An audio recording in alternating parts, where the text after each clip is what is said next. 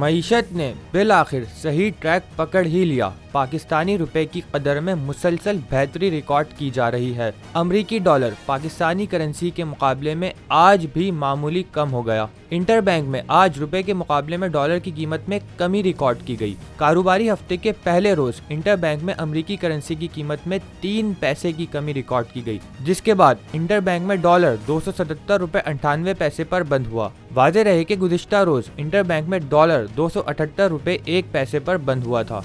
दूसरी जानिब Pakistan stock exchange में कारोबार का मनफी आगाज मस्बत रुझान में तब्दील हो गया, जहां कारोबारी हफ्ते के पहले दिन तेजी देखी गई।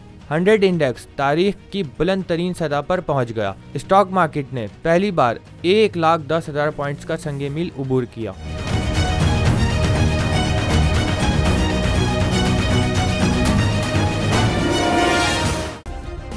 सब्सक्राइब करें और बेल दबाएं ताकि कोई खबर रह न जाए।